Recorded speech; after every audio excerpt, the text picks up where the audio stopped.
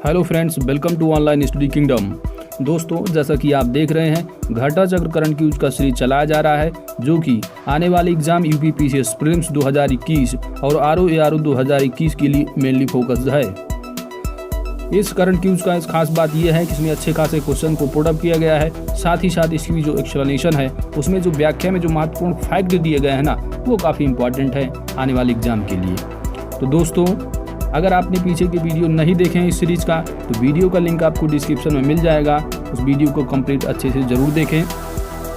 साथ ही अगर आप यूपीपीसीएस प्रीलिम्स 2021 की टेस्ट सीरीज देना चाह रहे हैं, जैसे कि दृष्टि आईएएस, ध्येय आईएएस या जीएस वर्ड, जो कि मेनली फोकस्ड है यूपीपीसीएस प्रीलिम्स के लिए, तो आपको हमारे नए चैनल यूपीपीसीएस किंगडम का लिंक वीडियो के डिस्क्रिप्शन में है, जाइए और उसको आप सब्सक्राइब कीजिए। जल्द ही आपको वहाँ पर यूपीपीसीएस प्रीलिम्स टेस्ट सीरीज देखने को मिलेंगे। साथ ही आपको पीडीएफ भी प्रोवाइड कराई जाएगी। तो आप सिंपली सर्च कीजिए यूट्यूब में, यूपीपीसीएस किंगडम नंबर 1 पर आएगा, आप उसको सब्सक्राइब कर लीजिए या आपको लिंक उसका वीडियो के डिस्क्रिप्शन में मिल जाएगा। साथ ही यूपीपीसीएस किंगडम टेलीग्राम चैनल को भी ज्वाइन कर लीजिए, ताकि टेस्ट सीरीज प्लस पीडीएफ आपको जरूर उपलब्ध कराई जाए। और इन सभी का जो पीडीएफ है, चाहे वो घटना चक्र करंट क्यूज का हो, सबका पीडीएफ जो है यूपीपीसीएस किंगडम टेलीग्राम चैनल पर उपलब्ध है। आप जाइए, अच्छे से रिवाइज भी कर सकते हैं पीडीएफ से। तो दोस्तों, आपसे रिक्वेस्ट है, अगर हमारे चैनल पर नए हैं तो चैनल को जरूर सब्सक्राइब करें, क्योंकि आपकी सब्सक्रिप्शन ही हमारी ताकत है। साथ ही ऑल नोटिफिकेशन बेल आइकन को प्रेस कर दें, ताकि आने वाली वीडियो का अपडेट्स आप सभी को प्राप्त होता रहे। तो दोस्तों, आइए स्टार्ट करते हैं। Question number 41। नवंबर 2020 में भारत की महापंजीयक द्वारा जारी नागरिक पंजीकरण प्रणाली पर आधारित भारत की जन्म मृत्यु सांख्यिकी रिपोर्ट 2018 में सर्वाधिक लिंगानुपात वाला राज्य कौन सा है? यहाँ पर सेंसस 2011 का डाटा नहीं पूछा गया है, ध्यान देना है। तो हाईएस्ट जो सेक्स रेशियो वाला जो राज्य है अकॉर्डिंग टू जन्म मृत्यु सांख्यिकी report 2018, correct answer is Arunachal Pradesh. ठीक है, अगर सेंसस 2011 से पूछा जाता हाईएस्ट सेक्स रेशियो, तो आपको लगाना था केरल। ठीक है, तो according to this question answer is option number C, Arunachal Pradesh. जन्म मृत्यु सांख्यिकी रिपोर्ट 2018 से डाटा देखते हैं कुछ। तो ये जारी कब किया गया है? तो ये पिछले साल नवंबर 2020 में जारी किया गया है भारत की महापंजीयक के द्वारा। सर्वश्रेष्ठ लिंगानुपात वाले राज्य नंबर 1 पर अरुणाचल प्रदेश 1084, नागालैंड दूसरे नंबर पर है, मिजोरम तीसरे और केरल चौथे नंबर पर है। ठीक है, तो आप देख सकते हैं अकॉर्डिंग टू सेंसस अगर आप देखेंगे तो जो हाईएस्ट सेक्स रेशियो रहा वो केरल का रहा, लेकिन अकॉर्डिंग टू जन्म मृत्यु सांख्यिकी रिपोर्ट 2018 अरुणाचल जो है वो नंबर 1 पर है, लेकिन केरल इसमें जो है चौथे नंबर पर हो गया है। ठीक है, सबसे कम लिंगानुपात वाला राज्य अगर पूछा जाएगा अकॉर्डिंग टू दिस डाटा, तो आपको याद रखना है मणिपुर है और अरुणाचल नंबर 1 पर है। जन्म पंजीकरण का जो स्तर रहा वह वर्ष 2009 में 81.3% से बढ़कर के 2018 में 89.3% हो गया है। Question number 42। 10 नवंबर 2020 को मध्य रेलवे महाराष्ट्र द्वारा प्रदर्शित नैरोगेज लोकोमोटिव के संदर्भ में निम्न कथनों पर विचार करें।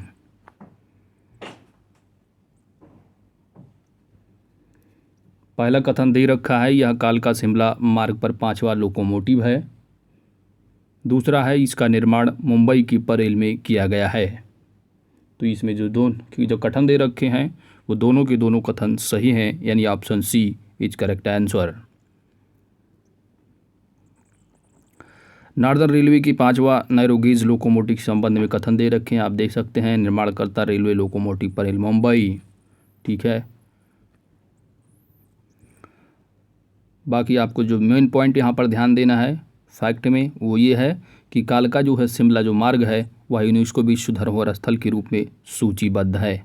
कालका शिमला मार्ग। ठीक है, तो ये इंपॉर्टेंट तथ्य है, इसको याद रखना है। बाकी विशेष क्या है कि सभी लोकोमोटिव इंजन आवश्यकता के अनुसार इंजन को ठंडा करने के लिए ऑन डिमांड कूलिंग सिस्टम से लैस हैं। ठीक है, तो इसमें जो इम्पोर्टेंट तथ्य है आंसर में वो फैक्ट है मोस्ट इम्पॉर्टेंट, वो है कालका शिमला मार्ग, जो कि यूनेस्को विश्व धरोहर स्थल के रूप में सूचीबद्ध है। ठीक है, एक्सक्यूज में।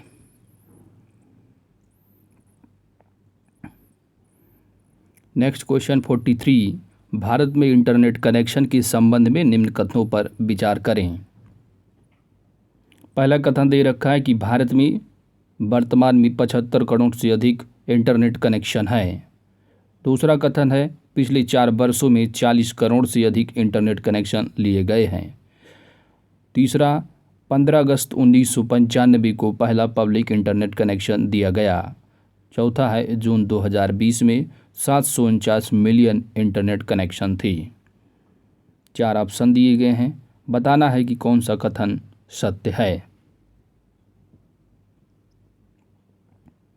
Correct answer is option D, उपयुक्त चारों कथन सही हैं भारत में इंटरनेट कनेक्शन की संबंध में। तथ्य की अगर बात की जाए तो भारत में टोटल 75 करोड़ इंटरनेट कनेक्शन हो चुके हैं। 75 करोड़वां जो इंटरनेट कनेक्शन बना है वह 31 अगस्त 2020 को रहा। जून 2020 तक इंटरनेट कनेक्शन 749 मिलियन रहे। पहला पब्लिक कनेक्शन कौन सा रहा, तो 15 अगस्त 1995 का रहा। ठीक है, जो कि अभी दिए थी कथन में। तो पहला पब्लिक कनेक्शन कब का रहा, 15 अगस्त 1995 को। आंकड़े पढ़ते हैं तो नवंबर 2020 में जो try, that is telecom regulatory authority of India द्वारा ये आंकड़े जो है वो जारी किए गए हैं। ठीक है, वर्ष 2018 तक 50 करोड़ इंटरनेट कनेक्शन रहे, जबकि 31 अगस्त तक आप देख सकते हैं कि जो इंटरनेट कनेक्शन हुए कितने, 75 करोड़। ठीक है, 30 जून 2020 तक इंटरनेट कनेक्शन में कंपनियों की बाजार हिस्सेदारी जो रही वो सबसे ज़्यादा किसकी रही, आपको ध्यान देना है, वो जियो की है। उसके बाद एयरटेल है, फिर वोडाफोन, फिर बीएसएनएल है चौथे नंबर पर। ठीक है, अन्य आप देख सकते हैं। बस आपको इतना याद रखना है कि 30 जून 2020 तक की जो है वो इंटरनेट कनेक्शन में सबसे ज़्यादा जो रहा बाज़ार में हिस्सेदारी जियो। ठीक है, ये सब लोग कॉमन सेंस लगा के कर लेंगे, लेकिन दूसरे नंबर पर याद रखना है वो एयरटेल है, उसके बाद वोडाफोन। ठीक है, नाउ द क्वेश्चन नंबर 44, नवंबर 2020 में हैदराबाद में पंचतत्व थीम पार्क का उद्घाटन किसने किया है। Correct answer is option B, KT Ramarao. ठीक है, तो आपको याद रखना है कि पंचतत्व थीम पार्क भारत के किस राज्य में है, तो वो हैदराबाद तेलंगाना में है। ठीक है, और ये जो पार्क है वो एक्यूप्रेशर की अवधारणा पर आधारित है। पंचतत्व थीम पार्क का जो स्थान है Indira park Hyderabad. Theme park का उद्देश्य लोगों को अच्छा वातावरण देना। हैदराबाद नगर निगम 17 थीम पार्क विकसित किए हैं। थीम पार्क में क्रॉस वॉक, इन्फिनिटी, ठीक है, इन्फिनिटी वॉक है, योग है, ओपन जिम आदि की सुविधाएं जो है वो उपलब्ध हैं थीम पार्क में। ठीक है, तो आपको इतना याद रखना है कि जो थीम पार्क है वो किस स्टेट में है, तो हैदराबाद तेलंगाना। ठीक है, थीम पार्क विकासकर्ता जो है ग्रेटर हैदराबाद म्यूनसिपल कॉरपोरेशन के द्वारा किया जा रहा है। बस इतना ही याद रखना है कि हैदराबाद में पंचतत्व थीम पार्क का उद्घाटन किया गया है, जिसके उद्घाटनकर्ता केटी रामाराव हैं। आगे चलते हैं दोस्तों। क्वेश्चन नंबर 45, नवंबर 2020 में मध्य प्रदेश सरकार द्वारा पोषण प्रबंध कार्यक्रम शुरू किया गया। बच्चों को कुपोषण से दूर करने के लिए कौन सा अभियान शुरू किया गया है। करेक्ट आंसर इज ऑप्शन ए, पोषित परिवार सुपोषित Madhya Pradesh.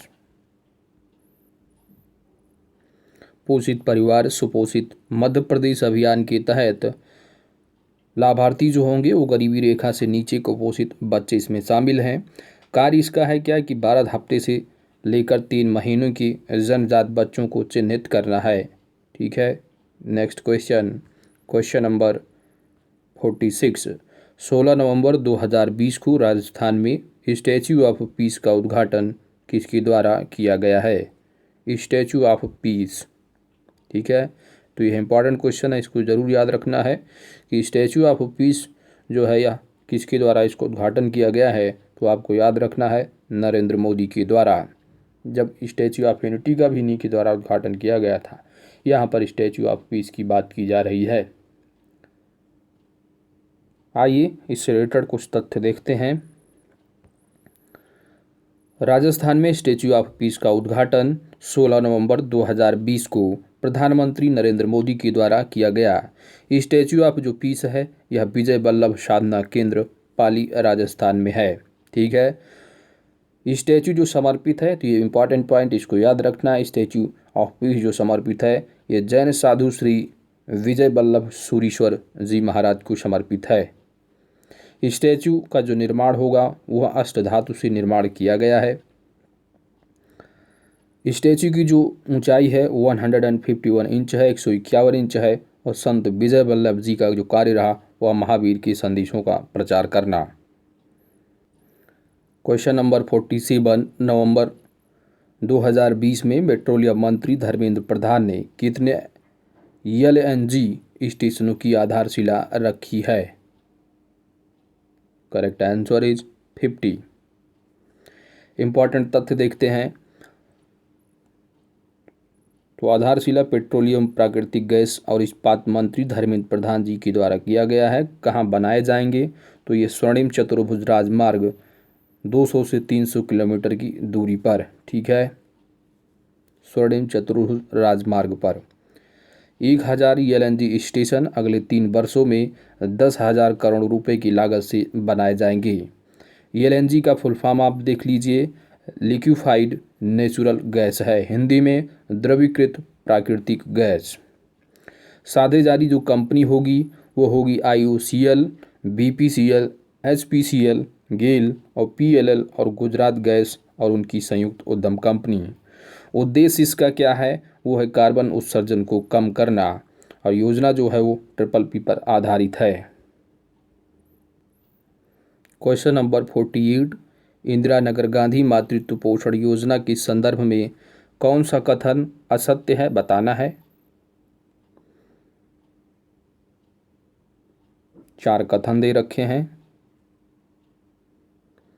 The correct answer is option D, यह योजना भारत की केंद्रीय बजट में घोषित की गई थी। यह जो है वो गलत है। ठीक है, पहला ऑप्शन दे रखा है, इसकी घोषणा इंदिरा गांधी के जन्मदिन पर की गई। इसके अंतर्गत द्वितीय बच्चे जन्म पर जो है माताओं को 6,000 रुपये दिए जाएंगे और यह योजना राजस्थान सरकार द्वारा शुरू की गई है। तो जब राजस्थान सरकार के द्वारा शुरू की ये योजना है तो ये घोषित कहाँ, मैक्सिमम चांस कम ही होंगे कि भारत के केंद्रीय बजट में घोषित की गई है। ठीक है, तो ये जो है राजस्थान सरकार का है, ना कि केंद्रीय बजट में। इंदिरा गांधी मातृत्व पोषण अभियान आप समझ सकते हैं, नाम से पता लगा लेंगे। थोड़ा अगर आप समझेंगे कॉमन सेंस की, बीजेपी जो है वो नाम क्या रखेगी? इंदिरा गांधी नहीं रखेगी ना। तो बस ऐसी थोड़ा सा कॉमन सेंस लगाना है। तो ये जो है इंदिरा गांधी मातृत्व पोषण अभियान जो योजना है यह राजस्थान सरकार के द्वारा जो है मुख्यमंत्री अशोक गहलोत के द्वारा जारी की गई है। क्वेश्चन नंबर 48 है, इंदिरा गांधी मातृत्व पोषण योजना के संदर्भ में असत्य कथन का चयन करना है, यानी कौन सा कथन गलत है?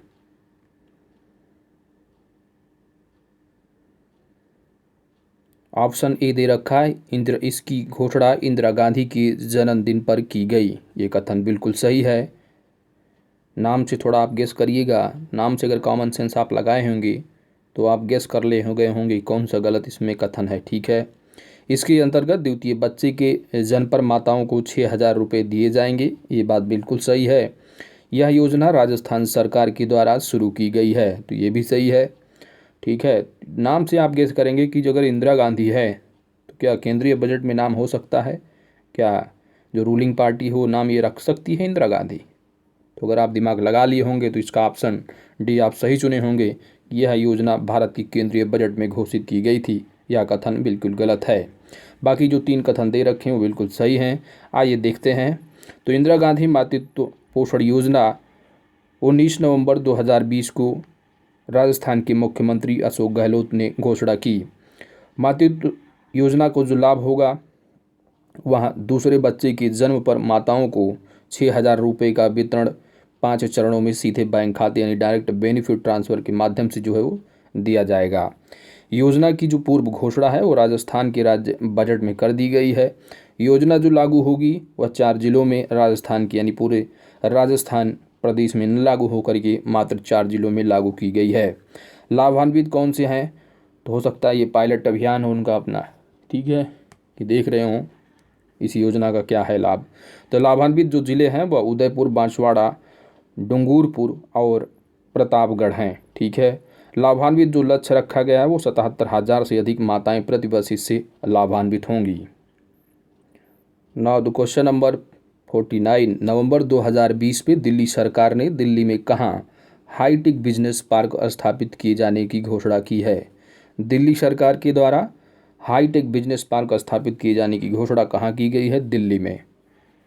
Correct answer is option A Ranikhera. कहाँ, रानीखेड़ा में। निर्माण जो होगा हाईटेक बिजनेस पार्क निर्माण स्थान रानीखेड़ा दिल्ली में। क्षेत्रफल 150 एकड़। परियोजना के चरण 7 चरणों में पूरी होगी, ठीक है। 15 लाख वर्ग फीट क्षेत्र में बहुमंजिला इमारत का निर्माणकर्ता दिल्ली राज्य औद्योगिक और सूचना विकास संगठन के द्वारा किया जाना है, ठीक है। तो ये सारी चीज़ें हैं, बस आपको इतना ही याद रखना है कि हाईटेक बिजनेस पार्क जो स्थापित किया जा रहा है वो दिल्ली राज्य सरकार के द्वारा रानीखेड़ा दिल्ली में स्थापित किया जा रहा है। नाउ द क्वेश्चन नंबर 50, 19 नवंबर 2020 को सीबीआईसी के जो चेयरमैन ने जीएसटी भवन का जो उद्घाटन किया है वह कहाँ किया है। सीबीआईसी, ठीक है, जो इनडायरेक्ट टैक्स की जो बॉडी होती है सीबीआईसी, तो इसके जो उद्घाटन किया गया है ये बताना है आपको दोस्तों। Correct answer is correct answer इसका होगा वो ऑप्शन बी है, पंचकुला, ठीक है। आइए इंपॉर्टेंट तथ्य दें। हरियाणा के पंचकुला में नए जीएसटी भवन का उद्घाटन 19 नवंबर 2020 को सीबीआईसी चेयरमैन अजीत कुमार, ठीक है, तो सीबीआईसी के चेयरमैन कौन, अजीत कुमार, इनके द्वारा उद्घाटन किया गया है। भवन स्थल जो होगा वह पंचकुला हरियाणा में। भवन की लागत 31 करोड़, भवन की क्षमता 200 व्यक्तियों की होगी। पंचकुला क्षेत्र सेंट्रल जीएसटी जोन ऑफिस के लिए जो है इसका उद्घाटन किया गया है। विशेष बात है कि कोविड-19 महामारी काल में केंद्रीय अप्रत्यक्ष कर और सीमा शुल्क बोर्ड की बड़ी उपलब्धि रही है। क्वेश्चन नंबर 51, 21 नवंबर 2020 को केंद्र सरकार ने 320.33 करोड़ यानी 320 करोड़ 33 लाख रुपए से अधिक की 28 खाद्य प्रसंस्करण परियोजनाओं को मंजूरी प्रदान की। ये परियोजनाएं कितने राज्यों में शुरू की जाएंगी। तो ये केंद्र सरकार की योजना है। Correct answer is option D 10, ठीक है, यानी 10 राज्यों में जो है ये खाद्य प्रसंस्करण परियोजना जो है वो मंजूरी प्रदान की गई है। 10 राज्यों में इसको शुरू किया जाएगा। कौन कौन से राज्य हैं आइए देखते हैं। खाद्य प्रसंस्करण उद्योग मंत्रालय, सिंपल सी बात है, ठीक है, वही मंत्रालय होगा। उसके बाद जो है लागत जो होगी वो 320 करोड़ से अधिक आ रही है। लाभान्वित जो राज्य हैं वो आप देख सकते हैं, मध्य प्रदेश, गुजरात, महाराष्ट्र, जम्मू और कश्मीर, कर्नाटक, तमिलनाडु, उत्तराखंड, असम, मणिपुर और उत्तर प्रदेश शामिल हैं। आपको याद रखना है कि अपना उत्तर प्रदेश भी इसमें शामिल है। स्वीकृति जो अनुदान है वह 107.42 करोड़ की है। विशेष क्या है कि खाद्य प्रसंस्करण परियोजनाओं से 10,000 लोगों के लिए रोजगार सृजन के अवसर सृजित होंगे। नेक्स्ट क्वेश्चन है कि 21 नवंबर 2020 को रिजर्व बैंक ऑफ इंडिया ने नियमों के अतिक्रमण के आरोप में कितनी फर्मों के ऊपर जुर्माना लगाया है। Correct answer is option B, that is 6 फर्मों पर जो है वो जुर्माना लगाया गया है रिजर्व बैंक ऑफ इंडिया के नियमों के जो अतिक्रमण रहा, ठीक। कौन कौन सी वो फर्म है, तो फ़ोनपे है, Sodexo, PNB, quick silver, Muthoot vehicle and asset finance और दिल्ली मेट्रो रेल कारपोरेशन पर, ठीक है। तो 6 ये आप देख सकते हैं कुल जो जमानत राशि जुर्माना राशि रही वो 5.78 करोड़।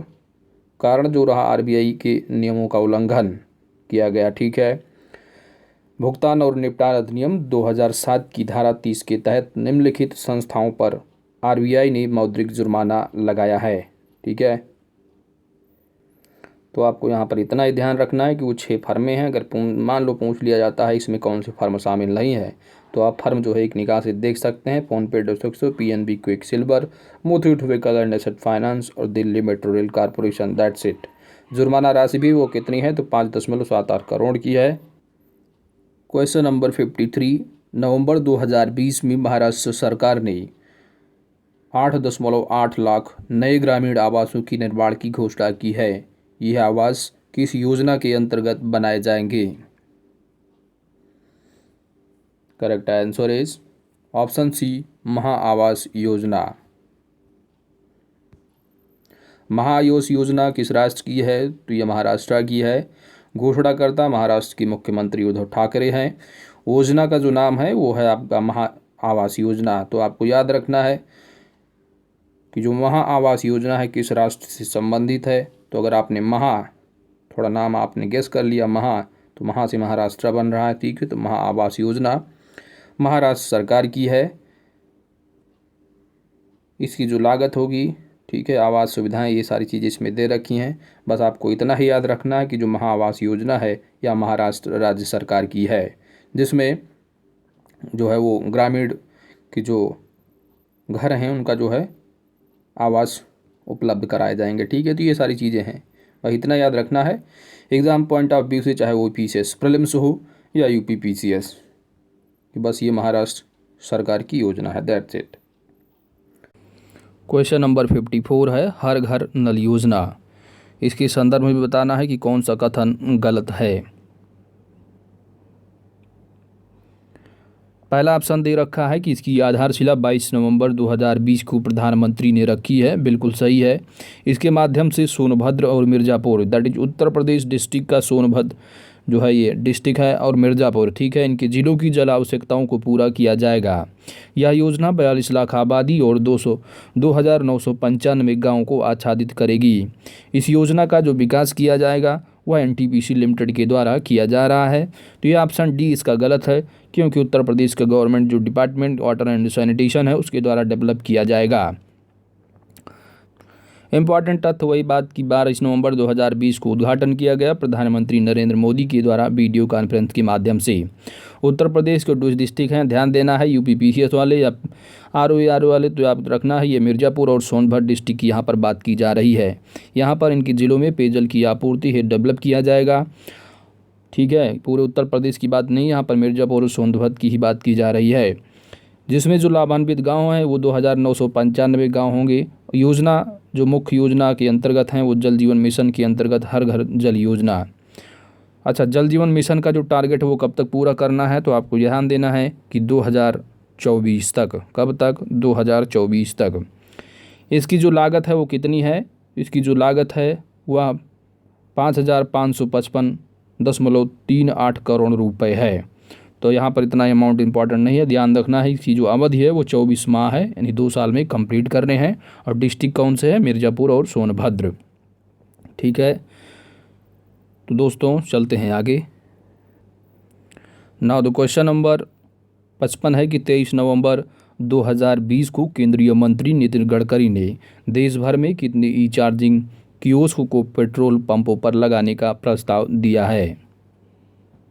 तो इसका correct answer guys option B 69,000। और इसमें क्या है कि कहाँ पर लगेगा, तो देश के सभी पेट्रोल पंपों पर लगाया जाना है। 69,000 ईवी चार्जिंग कियोस्क। और ईवी चार्जिंग क्यों लगाई जाएगी, तो ये ईवी चार्जिंग स्टेशन से जो है इलेक्ट्रिक वाहनों की खरीद में काफ़ी बढ़ोतरी होगी। ठीक है। यानी इसके इंसेंटिव यानी बढ़ोतरी हो, इसके लिए जो है 69,000 ईवी चार्जिंग कियोस्क लगाए जाएंगे सभी पेट्रोल पंपों पर। ठीक है। ये जो चार्जिंग से चलने वाले जो वाहन हैं उनके लिए। ठीक है। तो आपको याद रखना है कि कितने पेट्रोल पंपों की बात की जा रही है। देश के सभी पेट्रोल पंपों पर लगभग जो है ये यानी 69,000 की बात की जा रही है यहाँ पर। ठीक है। तो बस इतना याद रखना है, बाकी इम्पॉर्टेंट नहीं है कि 23 नवंबर 2020 से स्टार्ट होगी। चलो आगे चलते हैं। Now the question number 56। 20 नवंबर 2020 को केंद्र सरकार ने सतत पहल सतत इनिशिएटिव दैट इज सतत पहल के अंतर्गत संपूर्ण देश में कितने कंप्रेस्ड बायोगैस प्लांट स्थापित करने जा रही है। तो इम्पॉर्टेंट क्वेश्चन है, याद रखना है आपको वो कितने हैं। तो आपका जो करेक्ट आंसर है गाइज वो है आपका ऑप्शन बी, दैट इज 900। ठीक है, कितने कंप्रेस्ड बायोगैस प्लांट होंगे? 900। इम्पॉर्टेंट तथ्य की अगर बात की जाए तो जो सतत पहल है वो है, इसका जो फुल फॉर्म है आपको याद रखना है, sustainable alternative towards affordable transportation. ठीक है, sustainable alternative towards affordable transportation that is सतत। ठीक है, तो एग्जाम में ऐसे पूछ सकता है कि सतत का फुल फॉर्म क्या है, तो आपको याद रखना है। स्थापना जो होगी वो 900 कंप्रेस्ड बायोगैस प्लांट की स्थापना की बात की जा रही। समझौता जो हुआ है भारत की बड़ी तेल कंपनियों और भारत सरकार के मध्य। लाभ इसका क्या होगा कि प्रदूषण कम होगा। ठीक है, देखिए और थोड़ा इंपॉर्टेंट पॉइंट आपको याद रखना है कि जो सतत इनिशिएटिव है इसके अंतर्गत वर्ष 2023-24 तक, ठीक है, वर्ष 2023-24 तक 5000 कंप्रेस्ड बायोगैस प्लांट स्थापित करेगी, जिसकी कुल उत्पादन क्षमता 15 मिलियन मीट्रिक टन होगी। तो आपको याद रखना है कि सतत पहल के तहत वर्ष 2023-24 तक जो टारगेट है वो 5000 बायोगैस प्लांट स्थापित करने का है। चलते हैं दोस्तों आगे क्वेश्चन की ओर। नेक्स्ट क्वेश्चन 57 है कि अक्टूबर 2020 में भारत की किस राज्य सरकार ने स्नातक चिकित्सा पाठ्यक्रमों में सरकारी स्कूल के छात्रों के लिए 7.5% आरक्षण प्रदान करने का प्रस्ताव पारित किया है। तो यह स्टेट है option C Tamil Nadu, that is option C is correct answer. चिकित्सा पाठ्यक्रमों के लिए 7.5% का आरक्षण राज्य विधानसभा द्वारा पारित किया गया। तमिलनाडु कब? 15 सितंबर 2020 को राज्यपाल द्वारा विधेयक को मंजूरी दी गई। ठीक है, बस इतना ही याद रखना है कि जो संबंधित राज्य है वो कौन सा है for the purpose of exam UPPCS prelims हो या यूपीपीसीएस आरओ एआरओ। ठीक है, तो स्नातक चिकित्सा पाठ्यक्रमों में जो सरकारी स्कूल के छात्रों के लिए 7.5% आरक्षण देने की बात की जा रही है वह किस स्टेट से संबंधित है? तो आपको याद रखना है तमिलनाडु। दैट्स इट, इतना ही काफ़ी है। अच्छा, ये जो राज्य सरकार जो लागू कर रही है इस तमिलनाडु, यह जो है याद रखना है पॉइंट, इंपॉर्टेंट पॉइंट है, यह राज्य की सभी सरकारी और निजी मेडिकल कॉलेजों में राज्य की कोटे के तहत लागू किया जाएगा। यानी सरकारी और गैर सरकारी दोनों मेडिकल कॉलेज इसमें शामिल हैं। Now the question number 58। अक्टूबर 2020 में किसकी अध्यक्षता में आर्थिक मामलों की मंत्रिमंडलीय समिति ने ईबीपी कार्यक्रम के तहत सार्वजनिक क्षेत्र की तेल विपणन कंपनियों को आपूर्ति के लिए एथेनॉल के मूल्य में संशोधन को मंजूरी प्रदान की है? Correct answer is option B, Narendra Modi. Important तथ्य देखते हैं। तो संबंधित जो समिति है वो आर्थिक मामलों की मंत्रिमंडलीय समिति संबंधित कार्यक्रम एथेनॉल मिश्रित पेट्रोल कार्यक्रम दैट इज ईबीपी संबंधित जो कंपनी होगी सार्वजनिक क्षेत्र की तेल विपणन कंपनी, आपूर्ति जो तिथि होगी 1 दिसंबर 2020 से 30 नवंबर 2021 तक। ठीक है, तो आपको याद रखना यहाँ पर कि एथेनॉल मूल्यों के संशोधन को जो मंजूरी प्रदान की है वो प्रधानमंत्री नरेंद्र मोदी ने। और इसमें क्या है कि इसकी जो आपूर्ति की तिथि है वह 1 दिसंबर 2020 से 30 नवंबर 2021 तक है। विशेष बात क्या है कि सरकार के इस कार्यक्रम के तहत तेल विपणन कंपनियों में 10% इथेनॉल मिलाकर बेचती हैं। यह कार्यक्रम 1 अप्रैल 2019 से अंडमान निकोबार और लक्षद्वीपों के अलावा पूरे देश में लागू है।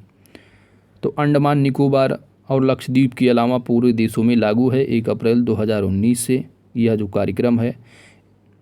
उद्देश्य क्या है? वैकल्पिक एवं पर्यावरणीय ईंधनों के इस्तेमालों को जो है वो बढ़ावा देना है। ठीक है, तो आपको यहाँ पर इतना ही ध्यान रखना है कि किसकी अध्यक्षता में आर्थिक मामलों की मंत्रिमंडलीय समिति। ठीक है, ये आपको टिक नहीं लगाना क्योंकि आर्थिक मामले दिख रहे हैं तो आप वित्त मंत्रालय लगा दें निर्मला सीतारमण। तो आपको बस इतना याद रखना है कि नरेंद्र मोदी की संशोधित को जो मंजूरी दी है। ठीक है, बस बाकी आप समझ रहे हैं आपूर्ति तिथि याद रख सकते हैं 1 दिसंबर 2020 से 30 नवंबर 2021 तक आपूर्ति तिथि है, और ये 10% इथेनॉल मिलाकर बेचती है। ठीक है, दैट्स इट।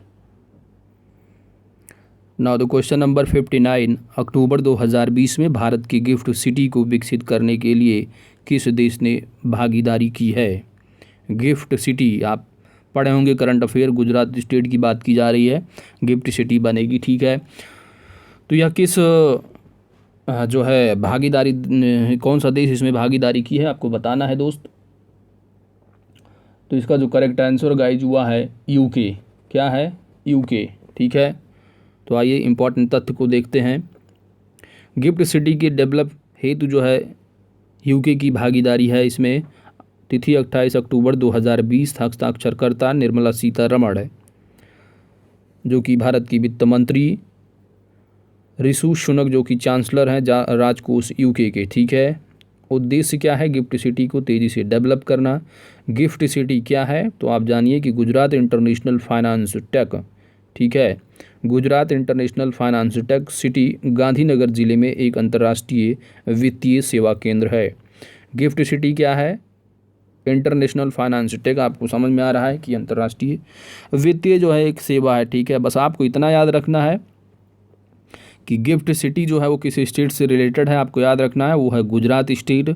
और किस जो भागीदारी जो देश होगा डेवलप करने के लिए गिफ्ट सिटी को, वो कौन सी कंट्री है, वो है यूके। बस दो ही चीज़ें आपको याद रखना है, बाकी और कुछ चीज़ यहाँ पर इम्पॉर्टेंट नहीं है।